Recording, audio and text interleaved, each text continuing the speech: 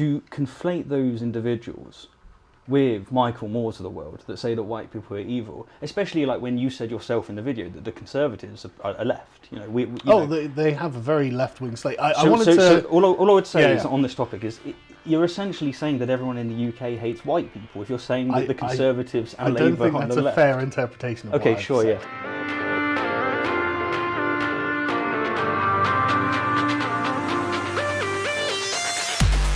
Okay, who's interviewing who? Well, I guess that's a good way to start. I don't mind like pushing with the direction at least at first. I'm sure we'll like expand into all sorts of topics. But there is a good way to start this, and this is how I'm going to do something wonderful. There is a milkshake from one lefty to another. Well, thank you. And you can have a straw as well. Now, this, of course, isn't sponsored by McDonald's, but... No, we should definitely say it is, just for the publicity. Okay, just for the publicity. Watch us both get sued, you know. But I'm not sure that I can really consider myself a lefty anymore, you know. No, well, this will be an interesting one to talk about as well, because I know the definition of left will come up. That's actually where I wanted to start, because one of the things that I think is important is the definition of the terms that we're using. And I think that when political commentators use the terms left and right, they're broad heuristic terms to describe the general trends of the political wing, as represented by the policy positions, the thought leaders, the general social current that you find in these spaces. I don't think they mean every single individual who identifies as no, left of course. wing. And so you mentioned like the fallacy of composition, right? And so I felt that it was a bit of a pedantic point you were making. Yeah, no, I get it.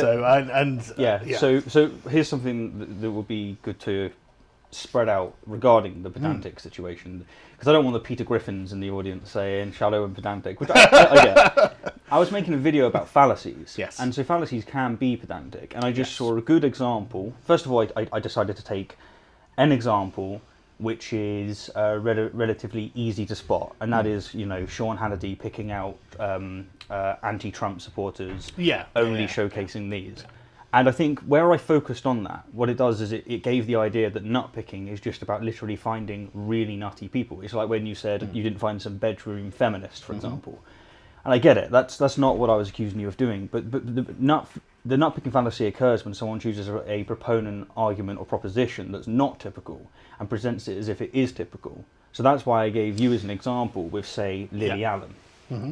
So if you take Lily Allen and her tweet, and the situation that occurred there, where she's basically saying that all men are rapists, or at least that's an implication. To say that, and then to move on and start using the left. This is where that accusation of nutpicking comes in, because it's not typical of someone on the left. How do you know it's not? Well, the thing is one, if you're saying that it is, then you have a burden of proof to show that it is as well. Okay. So in your experience, would you say most people on the left? I've got some data. Sure. That's useful. Absolutely. Yeah, go for it. The fact is the left has shifted dramatically further to the left and seems to have embraced a bunch of views. I'll admit that Lily Allen's is the most extreme position. However, it does come. These views are not held in isolation, and they do come from a milieu of other beliefs of which Michael Moore and Lily Allen are the most extreme echo chamber examples, but that's the key word, right? Extreme. But that doesn't mean that these aren't representative of the beliefs from which they come. There's a natural progression of argumentation that leads to a position like that. For example, most Democrats in America believe in white privilege, like 73% of them. And Michael Moore saying white people are evil is just an extension of the idea of white privilege. If you would establish an order so you're saying that. So would you say 76%? 72%, 73%. Sorry. What do they believe exactly? They believe that exactly white people get a benefit from their race. Right. So saying that one, it's incredibly vague. It could mean that they come from like a more privileged position because of the history of slavery or whatever. It's a belief in white privilege. Yeah. That is one massive step different to saying that white people are evil. Not really, because it's just the logical implication. If you're going to create and support... Go on. If you're going to create and support a system that does privilege people based on their race, then, well, why can't you describe that as evil? That's a moral judgment. and I can make moral judgments about systems that I think other people have set up. I see. And I think that if you went into a left-wing space where most people believed in white privilege, then I think you could end up making that argument. I think there'd be a large round of applause from the audience. So you would say that is that you basically saying that positive discrimination is evil, or is this? Yeah, I don't like positive discrimination at all, because I think that achieving a goal is less about the goal itself and more about the process in which you take to get there. I agree with you. So, I'm not for yeah. positive discrimination. Yeah. Like I think that's an example. If you said, if you had a go at someone that was on the left, it could be Jeremy Corbyn, it could be Lily Allen, it could be someone off the street, and you brought up the topic of positive discrimination, and then you said the left. I wouldn't wage this criticism against you, because I think that is typical of left-wing people, and so that's where I wouldn't have an issue. I think there's a bit of wordplay, if you're talking about pedantic, when it comes to getting the correlation with saying that white people are evil, and Lily Allen saying where all men are rapists. This is where the issue is. The point is, though, where you go from the position you were already at. It's like I said, none of these things are in isolation. So if you establish that white people have created an order that specifically benefits white people, and the belief, I think, is informed from the idea that it is deliberate that it is white people that benefit from this, then I think the natural next step, and you do see this a lot. I don't have the exact numbers of how many people believe this. Sure. But you do see a lot of people who say things like that makes white people bad, and then that justifies all sorts of methods of discrimination against white people, which affirmative action. And I think that it's, I don't want to say not honest, because that feels like that feels accusatory, but I do feel that you can't ignore the implications of setting that as the baseline axiom from which you're working. And I think that if we isolate like one thing, like a Lily Allen or a Michael Moore, from the rest of the ideology to which they ascribe, then we're essentially giving that a pass, but that's a problem as well. No, because I agree with your criticisms of these statements. Yeah. So what Lily Allen said and what Michael Moore did, and Jeremy Corbyn. Yeah, I'm not suggesting you support that. No, not at all. But if you take, for example, the percentage of what you've referenced there, where people are recognising or saying that they think that white people are advantaged in the US. What they've done there is they've recognised that they would call it privilege, but what they've recognised is that they've got a stepping stone and an unfair one. And by unfair, what I mean is that there was in the past, this institutionalised racism. You had it with African Americans, the slave trade, etc. And just because that's no longer the case, the ramifications of what happens still manifest. And so what they're recognising is an issue. And I agree with them. I recognise there's an issue, and these are things that need to be corrected. They're not corrected just because we fix the laws. You actually do need to make it so that they start at the same place. Basically, equal opportunity, right? Not equal outcome, but equal opportunity. Yeah. But what I'm saying on this is they notice the problem. If you're reading from that they're going all the way to going white people are evil, you're making a massive jump. Because I would fall into... They made a massive jump. Well, no, I'm just criticising their opinions, aren't I? Would you fall into that percentage? As someone that says, I recognise that there is an issue that needs to be fixed. No, I actually don't think there is. Okay. The primary indicator for me is the success of other ethnicities that are not white in the United States, and we have the same situation in this country. In this country, Jews and Indians economically do the best out of all of the racial groups in the country, and in the United States it's Jews and Asians. So if it was just for like white Anglo people, like English speaking Europeans, then the US is actually not a very good example of privilege at all. Yeah, so I agree with you. Like the language here is focused on white and black, and that has nothing to do with one's poverty. It may have correlations with it, and to some extent it's useful. You said yourself that it's useful to generalise. Well, here is a good way to generalise if it's in that situation. But I agree with you. It's not. It's got nothing to do with race. It's just to do with poverty, and it's to do with those circumstances. But recognising that that's an issue, and perhaps it's a mistake to identify that with one of the higher correlative properties, such as skin colour. Yeah.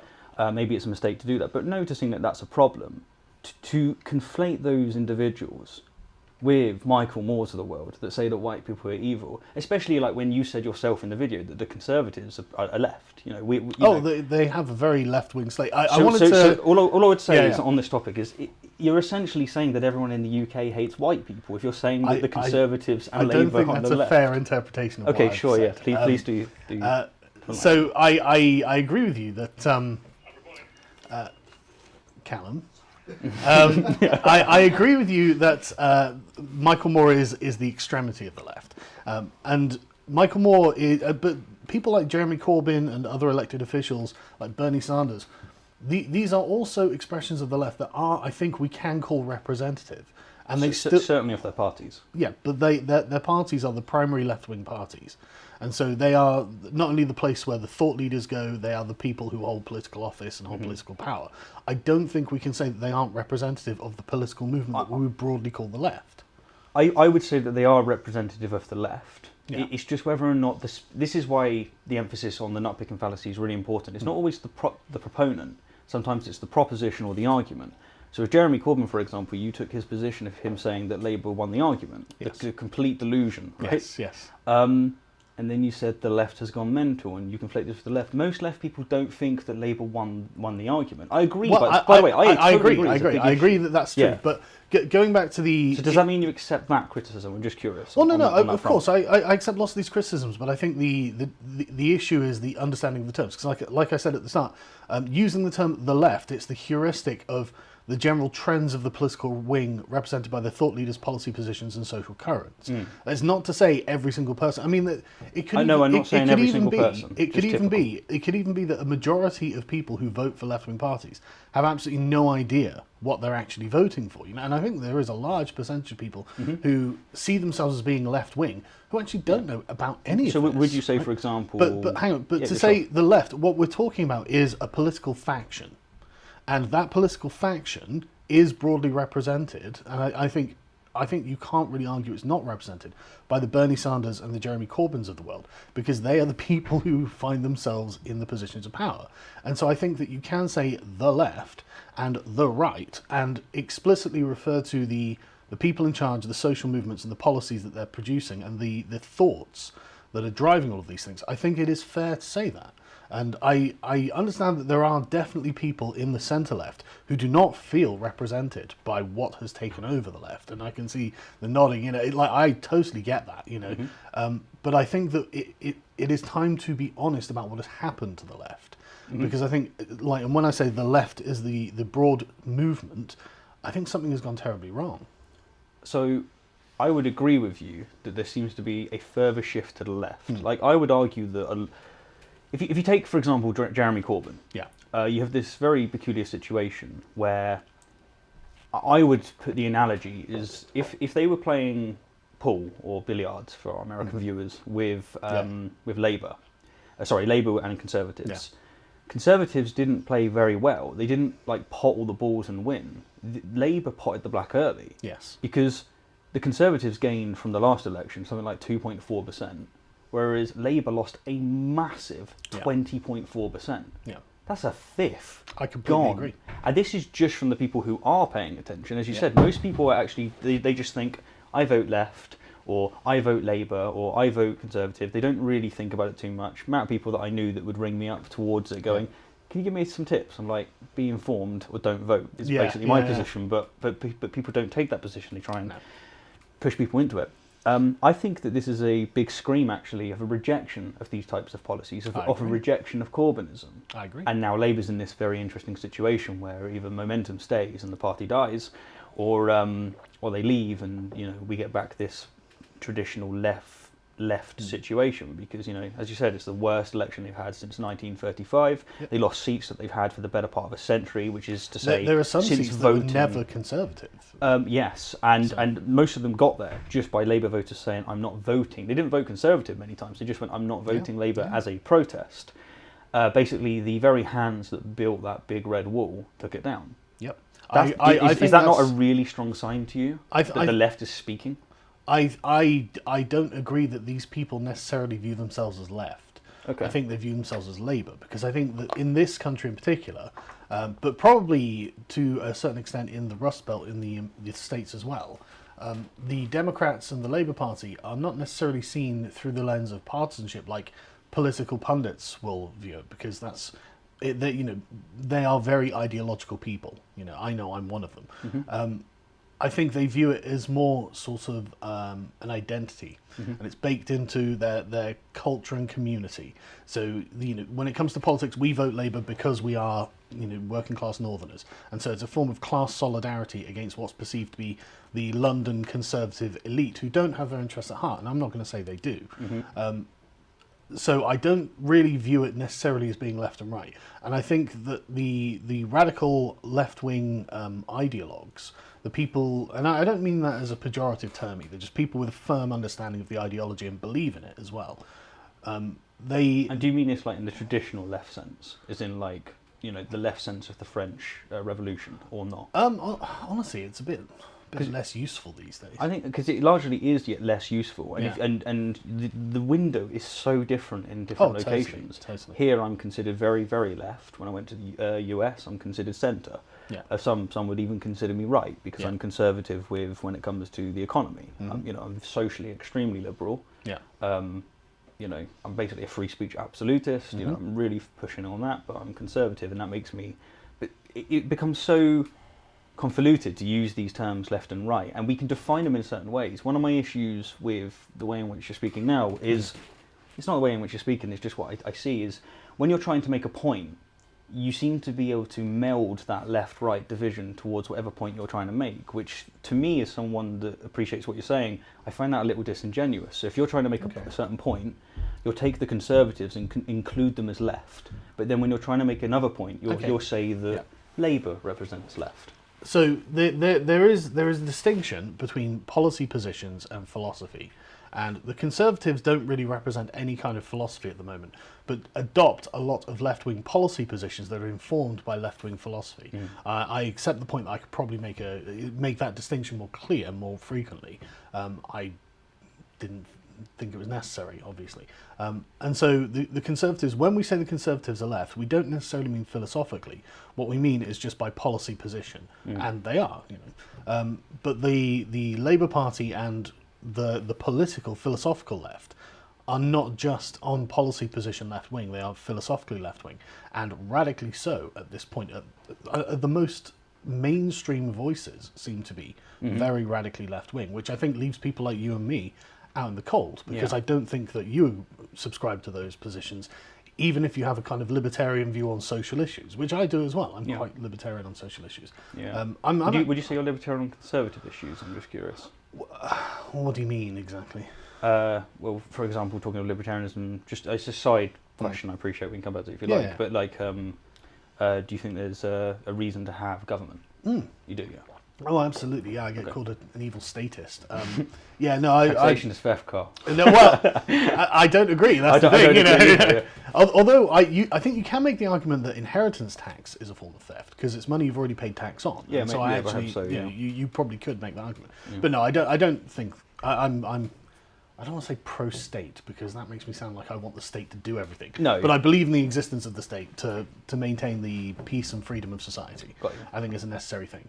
I'm very liberal in this thing, and I firmly believe in the distinction between the private and public lives that people have and the limits of state power. I'm a constitutionalist primarily. The Magna Carta is my sacred document. Got you, yeah.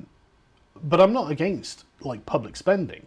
What I'm against is irresponsibility with the way things are at the moment. Because, for example, Jess Phillips was on Good Morning Britain the other day saying, look, we are going to have to be realistic and we're going to have to raise taxes to pay for the NHS. I agree, but why does the NHS continually need funding? And there are problems about having a public health service that we are not addressing. And this is just left out. You can't have mass immigration and public services that will be sustainably funded. It's just a contradiction. Everyone knows it. It's common sense. You just can't have that. And so when they're saying, well, look, we're going to raise taxes to pay for the NHS, it's like, well, I would actually rather not pay loads of taxes. I want the NHS to exist. I've used it myself. I think it's a valuable service. And I think it's a kind of national institution that makes British people proud of being British. So I want it to survive, but we have to be realistic about what's happening to it, and nobody in the mainstream will. And so that's why I'm criticizing in that direction. Yeah. You know, things like that. So I don't consider myself like a I do get conservative. that. You tend to criticize more things that you associate with. You know, I do the same. I've criticized many left things, and it's made people think, "Oh, wow, are you not left?" I'm like, no, I am. I'm just really frustrated that this happens in my camp. This pisses me off. You know? That's where I began as well. I do get your frustration. I feel like you've kind of went down a slight rabbit hole here, where you're seeing, you know, basically the worst of the worst, and when you see it for so long, and to be frank, you're abused by them, you end up in the situation where the world becomes pretty toxic to you. I see it on the other end. So some of the people I met at the ACA, where, you know, these are trans people that have the been, right wingers are all evil. No, they've been massively mistreated, and it's almost like you can only take so much until you do see the world through that prism. I think you're slightly looking through that prism with this. That is always a danger. Yeah. You know, he who fights monsters has got to be careful not to become a monster himself. And I'm not saying you're a monster. I know you're not saying that. But I think that my self-awareness in this regard has been informed by the lack of self-awareness of many people on both sides. You know, like I have many criticisms of Ben Shapiro and the way he addresses things. Sure. And I'm not saying that I wasn't being lazy to not distinguish the left from every single person who identifies as left-wing. I'm sure I could have done so. But I do think it was kind of obvious from context that I'm talking about the political partisan left rather than anyone who votes left-wing. It's interesting because you know, you say left and right. Like if I wanted to criticise the right and I wanted to criticise, say, the Republican Party, if I did it based on their leaders, I wouldn't actually be talking to people that are voting for them in the first place. It would be a task of redundancy, because if I criticise them and I say you are saturated with full-blown creationism, trying to shove Jesus's cock down everyone's throat in school, you know, basically just full on. I'm not actually talking to the real people that voted right. They voted right because they're conservatives, because they've got interests in immigration, because they've got certain perceptions on healthcare and things like this. It is attacking a character almost, and it's a weird situation because it's also not. These are elected individuals. These are people that are absolutely worth taking on. And it is worth attacking their views, just as it's worth attacking the views of Jeremy Corbyn. I completely see it as legitimate. The nut-picking fallacy occurs, however, when when you take that one property that they have and then you conflict it with typically, not all, just typical. But the thing is, if 73% of Conservatives believed in creationism, I think you would be justified in doing that. Yes, absolutely. And but 73% of left-wingers believe in white privilege. No. This is where I think that we have a fundamental understanding. Okay. What they believe in, maybe we can call it privilege, but what they believe in is that white people have an advantage, you know. And also, this isn't left wingers. This is just US left wingers, right? This is US wingers. But... Okay, so one, it's already massively skewed, and we have the problem with what the left and the right is. If we have figures for the UK, I'm happy to engage with them. But I just could only find American figures. No, I get it. That's not my criticism. My criticism is more about whether you expand it to the broader left, if you see what I mean. Because we're in a global conversation. It's not just a simple. But I don't think it's not representative of left-wing thought, though. No, I don't. If the perception is that most people on the left think that there is, you know, white people are advantaged. Yeah. We can define it as that, or, you know, let's be more accurate. It's basically, if you're not born in poverty, you have a huge advantage. But they're defining it as that. Yeah, but they believe it's based on skin colour specifically. This is not actually. I don't think that's the case. Well, I think it's a generalisation which you said is useful. It's just they're saying it's useful because it's a useful metric that has a lot of correlation. But in any case, I'm having to go. Hang on. Let me address that, because I don't agree. I think that in the American context, let's specifically talk about America, just because we have the data for it. In the American context specifically, they are not very well aware of class, and so they do tend to conflate race and class. And I think that they are specifically speaking to white people racially having an advantage because they're white. And I agree with you. I think it's actually down to poverty. I think that's much. There are many more firm indicators. Have you extrapolated that from that? Well, because that was the question asked. Well, yeah, but your interpretation of that being their perspective of what that word white means in that context. That is you projecting. No, the question. I'll read it again, just sure. to. Yeah, just sure. To, No problem, yeah. I haven't seen it, by the way. This sorry. I'll just read it out to be very specific. But most white people think white people get. The question is, do white people benefit from advantages in society that black people do not have? So it is explicitly racial. it is explicitly racial. Whether or not what the context of that is could be questionable. But because the thing that I criticise you for conflating is even more than just saying is this based on race, which is one step, which I don't think you can already get for that. But let's just say that we can. I'll grant it. It's not why, it's is it happening, not the reason for it happening. Well, it's the further step of Michael Moore saying that white people are evil. You do not get that from that study. No, you don't. You get that from Michael Moore. So that's why I'm saying the conflation is there. Like when you're arguing this point, I'm not comfortable with completely saying, "Oh, I'm arguing against this," because it's not something I would feel comfortable to say you're nitpicking on this because it's an interesting topic. But it's the further one. When I'm talking about Michael Moore saying white people are all evil, that is a product of left-wing thought. Just as rampant creationism is a product of right-wing thought. Oh, I don't know. I would say that's a product of religious thought. Yes. Not all people are rampant theocrats, but it is a product of the religious axioms that they believe, and then they build on top of that to reach a ridiculous conclusion that I agree doesn't represent reality. Yeah. And so, you can't say that's not a product of left-wing thought because that's all that's underpinning it. I agree with you that it's a left-wing thought. Yeah. But I would say it's off the extreme when it comes to the Michael. Yeah. So this is what I'm saying. This is literally like I agree. So much of what you say, I actually agree with you, and I appreciate you calling it out because I have big issues with these policies, with these people, and I completely get it. I didn't use you as an example because I'm particularly frustrated with you. It was more so that it's a good example of taking a certain proposition, Jeremy Corbyn saying he won the argument, and just illustrating, it doesn't actually matter that he's the leader of a left-wing party.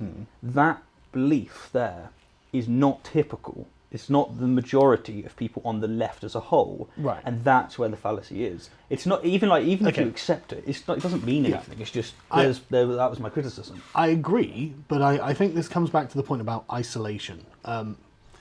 It's very much akin, in my opinion, to the spleen of a crocodile, saying, "Well, I'm not biting you. You can't say that the teeth are representative of the entire crocodile, but you are the thing that's putting it in the position to be able to bite." So would you extend that to the right as well as an analogy? I mean, that's not a what about. It's just so I can understand the context. Absolutely. It's a universal principle. So I agree that. So if take Trump, hang on, let me finish, because the evangelicals on the right are actually on the march, and people, I think a lot of people on the right don't really understand just how widespread the movement that the evangelicals are bringing up is. They've been in recession for quite some time, since the New Atheists. But the things that the radical left are doing now are giving the theocratic right new life. The abortion issue particularly. I mean, they genuinely believe there's a Holocaust going on. Right. And if they end up winning that argument, because the problem that the left has with abortion is where is a human being created? And when they say it's at conception, they're not wrong. What is in, like, it's a human being immediately? It's a human embryo. You can't say that's not a human life in potential. If left unmolested, this will grow into a child. Well, this just comes down to definitions of human. But the abortion debate is not really about that, is it? I think it is for the right. I think it's about sentience. It's about once this thing can be recognised as a sentient being worthy of respect and love. That's the left wing's position on it. But then a baby isn't sentient. Which is why... No, it is sentient. I don't think it is. I don't think it's self-aware. No, that's not... Sentience means it can feel pain. No, I don't think that is... Plants can feel pain. Plants are aware that they're being damaged. No, that's not feeling pain, is it? You need pain receptors to feel pain. I think that's when you cut an onion, definition. When you cut an onion, it reacts, and it can make you cry. Yeah, because you love that onion. As in, the plants respond to negative stimuli in a way that could be described as pain broadly. This is something. But the thing about pain is you need nociceptors. You need pain receptors. Yeah, but I think what you're being is too specific in that regard. I don't think that's what people mean when they mean pain. They're not talking about the method by which pain is felt. What they're talking about is a general suffering to the organism. Yeah. And that's something that you can expand quite a long way. But I don't think that's what people are actually talking about when they say sentience. I think they're talking about self-awareness, an understanding of itself as an independent entity. I see what you're saying. Would you say that something needs to be conscious to feel pain?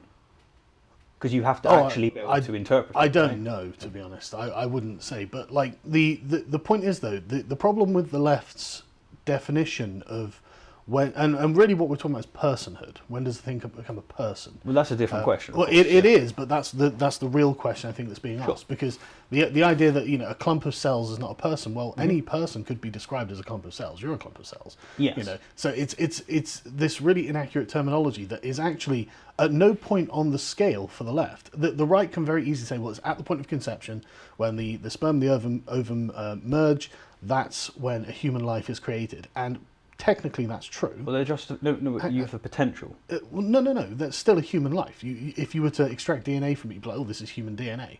Yeah, right? well, then and it's a living organism. Yeah. It's a live thing. So you can't say that's not a human. Humans have lots of different stages in their lives, and being a fetus is one of them. Sure. And so, but what the left can't do when it comes to the abortion issue is point to a clear stage where they can say that's now a person, that's now not a person. Mm-hmm. And this is why you get left-wing radicals, not widely held on the left, but they still manage to start pushing this towards policy, where it's up to point of birth abortions. And but how many people that's being introduced into law in the state of New York. Yeah, but how many people on the left really support these things? It doesn't matter if the crocodile spleen is not biting me, but the teeth are still there.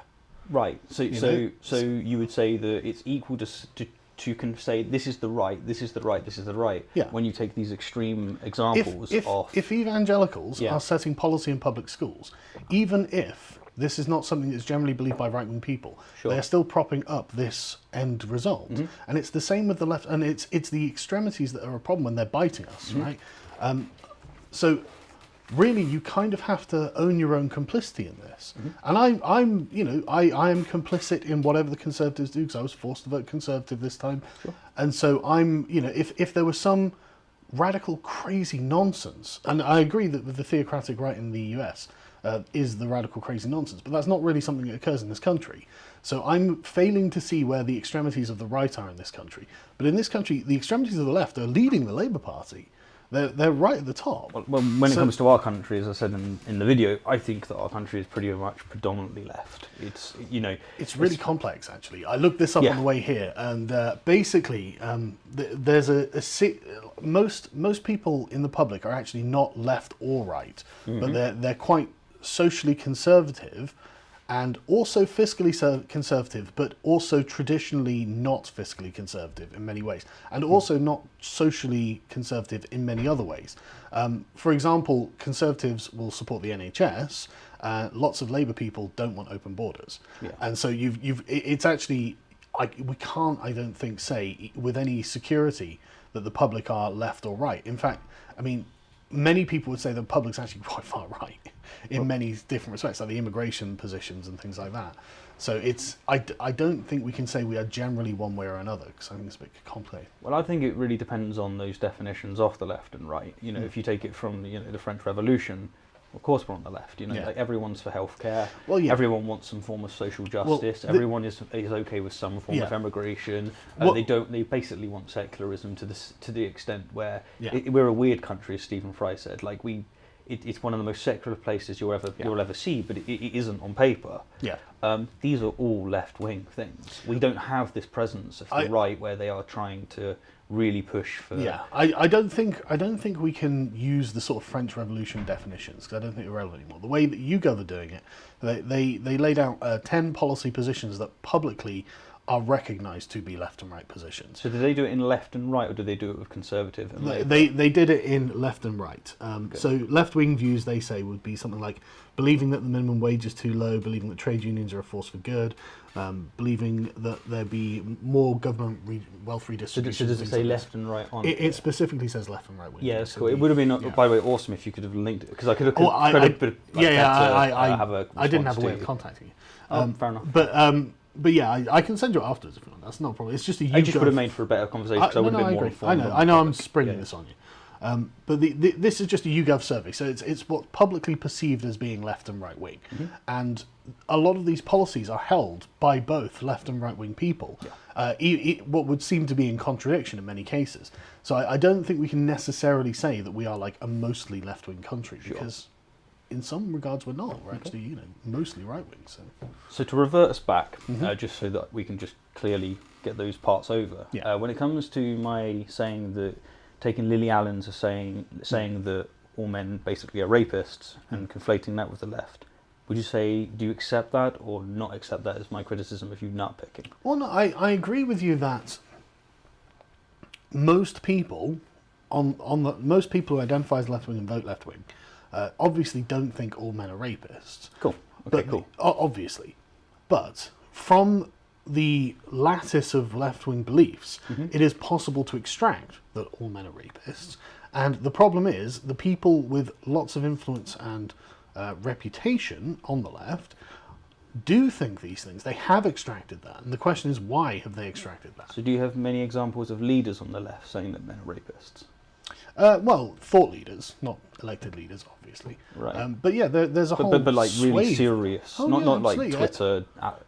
Academics. Yeah. I mean, you can go back to people like Andrea Dworkin and the entire second wave feminist movement, leading into the fourth one, and so we end up with policy positions where, in America at least, where you've got, for example, if a man and a woman get drunk, the man is a rapist. If they have sex.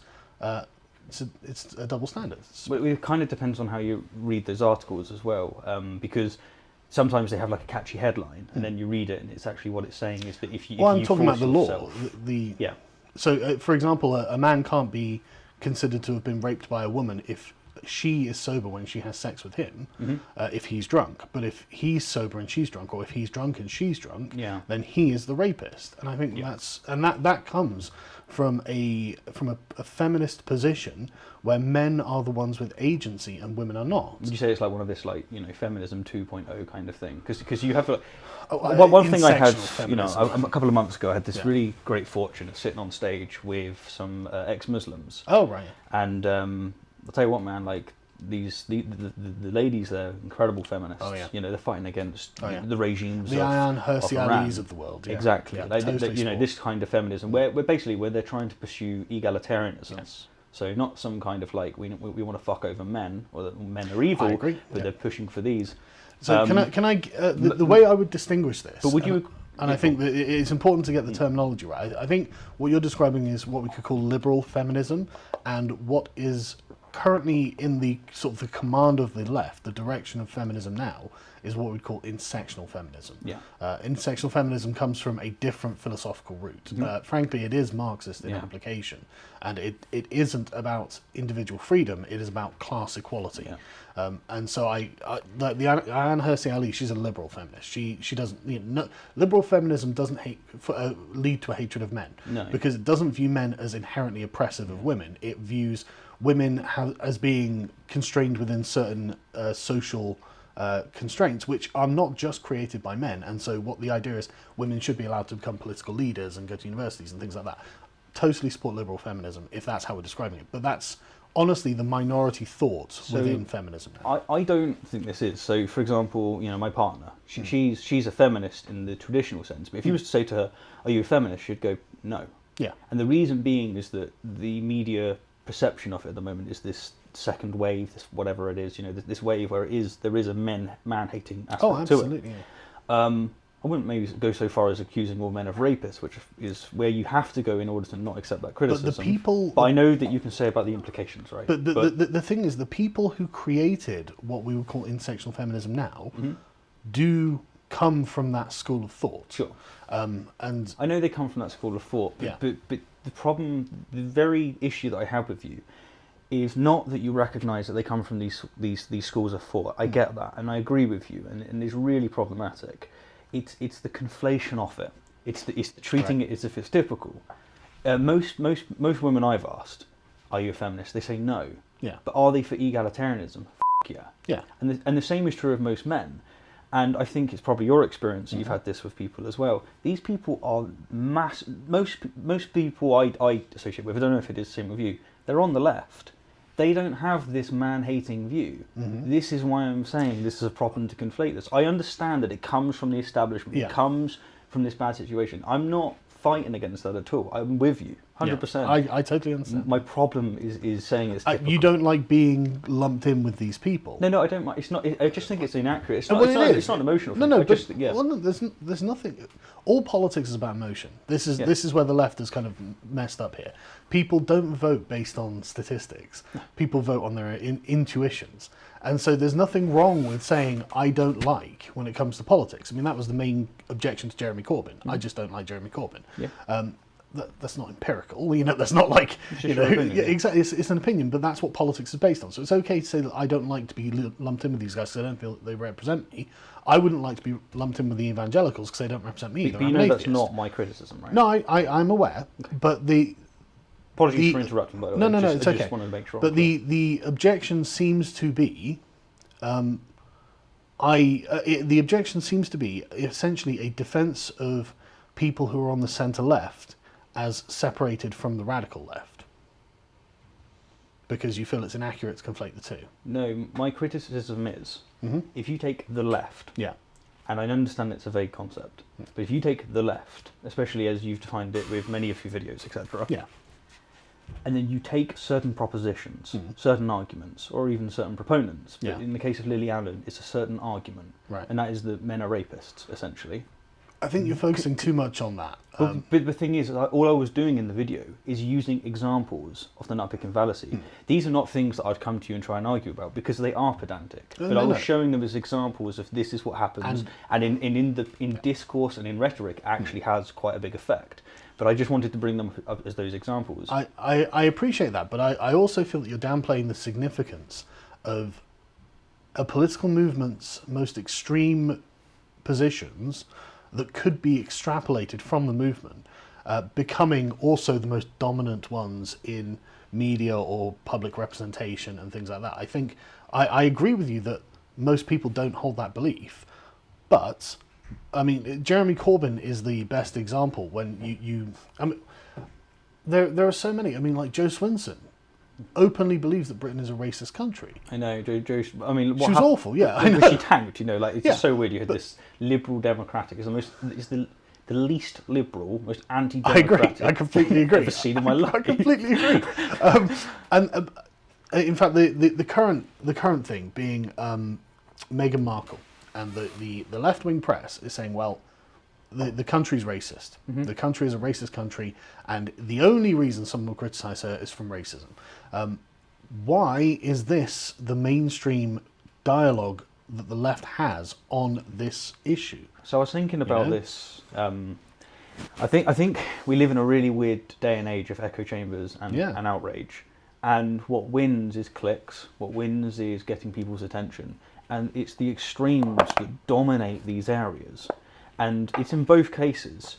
The right just, paints everyone on the left as some cuck, snowflake, I agree. soy boy, and the ones that they choose, they normally are. Yeah, I know. And then the left paints the right as these radical right-wing knobbers. Sometimes they get it wrong, I think they get it wrong when they call you right-wing. Oh, If I'm honest, I just think you're a troll and that you bait them into it and they bite. 'Cause they're fucking sometimes, idiots. yeah. Because But I get it. I do get it.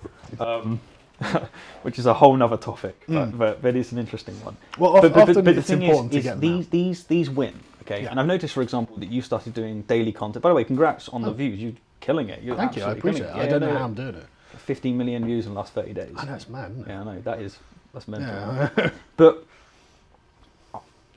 I think because you're doing daily content, several videos a day, which means you've probably had to enlist help, etc., in order to produce things and whatnot.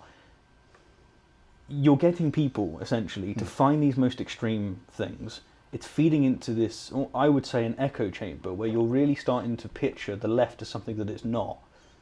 And I think that you're almost becoming lazy in this sense. And one example of I think lazy... that's fair characterization. Well, let me tell you why I think it's fair, okay? So, take, for example, the video you did with me. You stated you were very, very authoritative in the things that you said throughout, but you again and again and again just got things dead wrong. I'm happy to accept your criticism on that.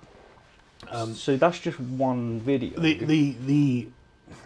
It's the thing I was talking about was months old, and it's difficult to see the social media effect of something months after it's happened. Sure. So my mistake. I completely But also like the Olympics position on I transgender looked athletes. this up. I thought it was acceptable, but the thing is, I still think that is actually an extreme position. Very interesting topic, and we could go for a while. And But I'm not an I expert don't on want to. it. No, me neither. And I do think that these kind of topics need more of a discussion. I agree. A lot of people won't touch them, of course. I'm probably going to be in trouble for certain my reasons. controversial opinions here. Well, I get it. Let me read. But I don't think I'm saying anything that's necessarily radical. I think people would mostly agree with the things that I've said there. I don't think it's radical. I think it's more that. I think I'm appealing to prudence. I think it's like. To me, it's like a stubbornness with a word which you wouldn't necessarily have with another word, and I'm not entirely sure why. That's just my view on it. But to go to sorry, just to interrupt. Yeah. Actually, I think if anyone approached any subject with such closed and aggressive framing, I think it should be rejected out of hand. Okay. I really do. If there is no God but Allah, no. So do you think I was that closed with I think our conversation? no, not you personally, Okay. but the catchphrase is a very aggressive. It's very much like there's no God but God, right? I mean, I don't believe in any gods, but if I did, I probably wouldn't just believe there's no God but God. I would say no. You're assuming your own conclusion here. Like, there is a discussion to be had there, and they're assuming their own conclusion again. But anyway, I don't want to get hooked on. Sure. Yeah. I mean, we could totally go, but Yeah. I leave it. Yeah. So take the ACA, for example. I know you said that you were wrong on Yeah. it, but you were saying about how people didn't come out and support me, and how, how... Well, I was wrong. Yeah, no, I appreciate it. But if you take the ACA is an incredibly left-wing organisation. Yes. I didn't go out my way asking people where they're going to vote, but I heard a lot about voting left, and, if you will, the Democrats. Yeah. I didn't really hear anyone at all mention about voting Republican. Mm-hmm. And... As I said, massively left-wing, okay?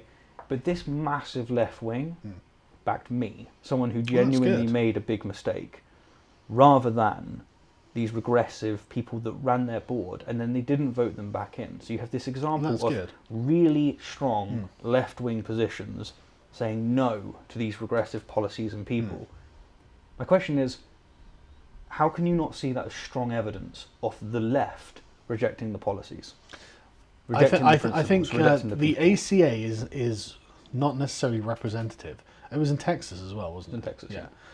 I think it would be wrong to call it Texan. I agree, but I think if the same thing had happened in California, you would have been the one who was kicked out. Mm-hmm. I think that the strength of the culture surrounding it is, frankly, not. And the problem is, if you accept a series of premises that a lot of left-wing people do, for example, white people have privilege, you can't really resist the arguments that are built on top of that if they're built in a certain way. And so you are dragged down a path against your own will, because you might have other axioms and other principles that you believe in that, you might also believe that the process matters, and so you don't want racial discrimination in your hiring practices. But if women are being underrepresented because of male privilege, or white privilege, or black people, whatever it is, then how do you resist that? Mm-hmm. Especially if the majority of people do not agree that the process is actually as important as you agree, as you think it is. So, I mean, in the case of the American, what was it called again? The ACA? The ACA, the American Community of Austin. The Atheist Community of Austin. Right. Yeah. In the case of that, I suspect that's kind of a smaller and more peculiar beast than, say, the Democratic National Committee or something like that. The question that you've got to answer, I think, is why is the left led by its most radical elements? I think it's for the same reason that the right is led by its most radical elements. Do you think the right is? Especially when you're looking at how rampant. Do you think that most Trump supporters really want the religiosity that's being pushed down by his cabinet, the president? No, but I don't. I mean, what sort of what thought leaders on the right are you referring to, and where is their policy being played out? Just take religion. It's a good example. Right. They're really trying to push with this with Christianity. Oh, they're trying to get it taught in schools. They're trying to get it taught on cars. They're trying to be put across schools. They're just it's just the opposite of what they actually are, which is, something with separation of church and state. I agree. We over here, we don't have that problem. We don't have I the know, problem. yeah. But Trump, I wouldn't say, is a particularly religious man. No. And I think he's just doing it for political gain, right? You have to infer that, but I can understand Well, why it you has would. to be, and really, yeah, it's a base that you can play to. I There guess are so, lots of yeah. different bases. I suspect it as well. But I don't see many conservative thought leaders saying evangelical stuff. Well, stuff like, climate change isn't real. It's not real at all. It's completely made up. That's obviously nonsense. The climate's always changing. Right, so that's a massively radical position. But that's not which is that's not wrong what they're to saying. paint on most right I think people. that's misrepresented. What they're saying is Yeah. they don't know if it's driven necessarily by man-made Certainly activity. the people in Australia. The right wing in Australia is massively against climate change. They think it's a complete hoax. Yes, I think a lot of them do think that. And would you agree it's wrong? But I think when you say climate change, what you mean is anthropogenic. Anthropogenic. Human humans have a capacity. a primary capacity. Yeah, a primary. Now, I'm no expert in the science, and I have absolutely no idea and no real interest in the subject, to be honest. But I think that the analysis is not just on one side, as much as the left would like to think it has the one truth on this. Well, I think the left goes too far, if you will, in its Yeah. prescription, not its description. Definitely. The description that there is an issue and that we're contributing is not controversial. Well, yes and no. The thing is, the question I think should always be, why are we starting at X point when measuring the average global temperature? Because there are lots of periods, if you go back 500 years, the temperature is actually way higher than it is now. Mm-hmm. Way higher. I know, but that doesn't account for the correlation with the CO2 and temperature. I'm not saying it does, but the point is the correlation is not necessarily the causation. I mean, they're growing grapes up in Northampton or whatever in the Middle Ages, and the Thames is freezing in the Victorian era. Mm-hmm. So, and these are much higher than where we are now as well. Mm-hmm. So, it may well be that there is some kind of man-made climate change. I'm happy to agree to that. I don't see what the problem with that is.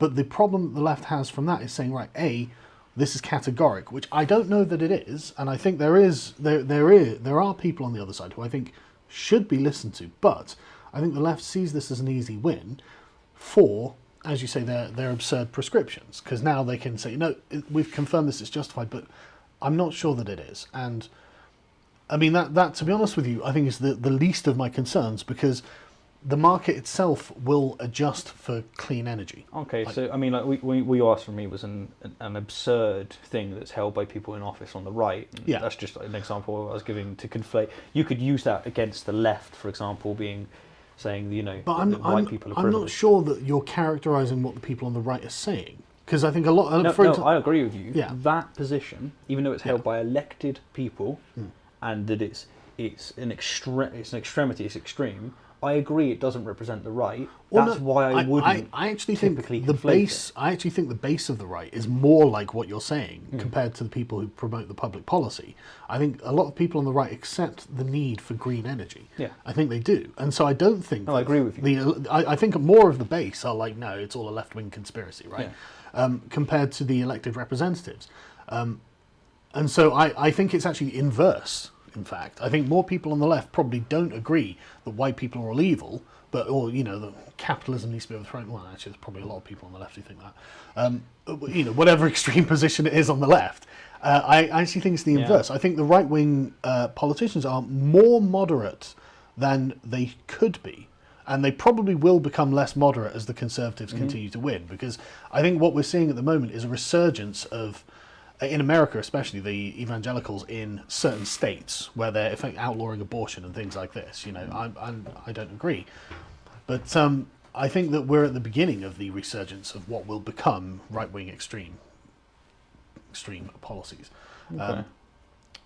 But I do think that it's a response to the left-wing's extreme policies. I can agree on that, and we can end on an agreeing note that both are getting too extreme. I agree with that. Yeah, definitely. And it's unfortunate. I mean, I was hoping that you would accept a few more of my criticisms and maybe use it to just be a bit more. But you know what? I think I accept the criticisms that I wasn't being specific enough, because I think that once I lay out the definitions, I thought that you had accepted that I was making a distinction that mattered. But I do think that your criticisms are valid. I also feel that the isolation issue, I think, is effectively a way of trying to protect a group that are also kind of complicit for allowing the state of affairs to occur. And I will take my lashings when the evangelicals take over and are forcing everyone to read the Bible in school. They'll be like, well, you voted for the Conservatives. I'm like, yeah, that's true. Well, it won't be, it's just so I will be also complicit in that state of affairs, and it will be up to me to call that out. And I'm not saying that you don't call out left-wing radicalism, because you do, but I do think there are a lot of people on the left who don't, and they do it for kind of tribal reasons, even if they don't necessarily believe. I mean, like these kind of criticisms that you have, I'm with you, and it frustrates me. When I'm saying I'm voting for Brexit, or I would sooner have Conservatives rather than Labour, and I have people in the left calling me a Hitler and all the rest of it. It's like the Owen Jones of the world, and it's like you're not helping anyone. It's terrible. The anti-Semites are calling you Hitler. I know, it's amazing. It's good fun, but no, overall, cheers for what you do. I appreciate what you're doing. Oh, I appreciate what you do too, because I've got no particular interest in religion, to be honest. No. So maybe you will when they get that power. I will have to. I will have to. Yeah, because when they're telling me, and by your judgment, you'll be implicit. I will be complicit if I'm not calling. Swallow it up. I will. Well, look, it's all I'm saying is in the beginning. Yep. Thanks very much. It's a real pleasure. Cheers. Thanks.